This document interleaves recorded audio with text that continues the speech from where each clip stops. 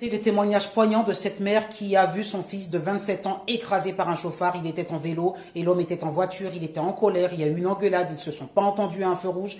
Et le monsieur, énervé, a roulé sur le jeune homme volontairement. Ensuite, il a reculé une deuxième fois. Et alors, ce qui est vraiment insupportable, c'est qu'il nous dit « J'ai pas fait exprès, j'ai reculé, je l'ai pas vu, c'est une fausse manœuvre. » Enfin, la défense de l'avocat. Ce qui m'insupporte systématiquement dans ces situations, c'est de voir la défense de ces chauffards qui veulent absolument pas prendre un jour de prison, avec des avocats, comment vous dire, complices de tout cela. Moi, j'ai honte pour ces personnes. Regardez-vous dans le miroir. Ça me fait penser aux jeunes qui faisaient une roue arrière et qui a dit la moto s'est levée toute seule et puis qui a malheureusement zigouillé une petite fillette, comme vous le savez. Ce qui est insupportable, il y a aussi Pierre Palmade et autres. Tous ces chauffards n'assument jamais et trouvent des avocats, mais je pourrais même pas les qualifier, pour leur dire prenez cette défense-là, ça va passer. Mais écoute-moi, mon bonhomme.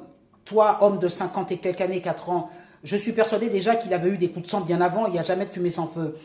Ça va te poursuivre toute ta vie, quoi que tu fasses, même si ton avocat te sauve avec des mensonges toute ta vie jusqu'à la tombe et après la tombe, tu y penseras, tu sauras ce que tu as fait. Ce jeune homme de 27 ans ne reverra jamais. Écoutez ses parents, la détresse. Et toi, tu sors que non, tu l'as volontairement écrasé. Il faut dire la réalité. Ça ne peut pas. Moi, je veux dire, je suis à bord d'une voiture, je ne peux pas dire je l'ai pas vu, je l'ai écrasé, il a perdu la vie. Ça n'a aucun sens. Alors qu'on sait, il y a les caméras qui t'ont filmé ce qui s'est passé avant. Alors postez vos commentaires, mais moi, ce genre de choses m'indigne, mais vous ne pouvez pas imaginer à quel point. Tué mon fils. Ma vie a basculé. Mardi soir, ma vie a basculé.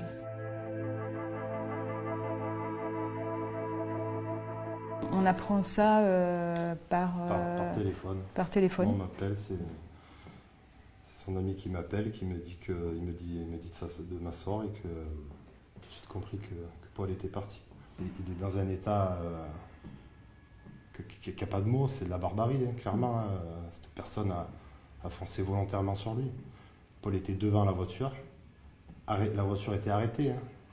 Arrêtée. Paul était devant. La personne a accéléré. Il lui est passé dessus à 2 reprises. Roue avant, roue arrière. Et il a fait encore 10 mètres. On ne peut pas dire que c'est un accident, c'est pas possible. On voit bien sur les stigmates de son corps qu'il y a eu une violence inouïe, une barbarie. Et de face. De face.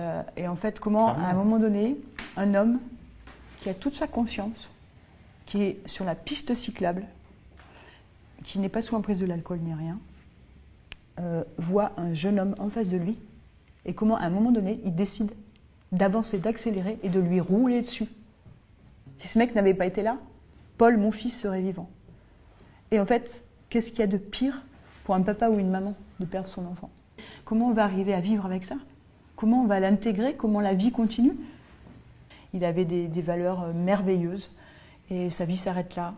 Et c'est terrible. Donc nous, on est là, on sera les porte-drapeaux, en fait, en quelque sorte, pour continuer tout ce qu'il a entamé dans une grande douleur, une immense douleur. Et merci à tous ceux qui... J'ai rêvé d'un monde enchanté.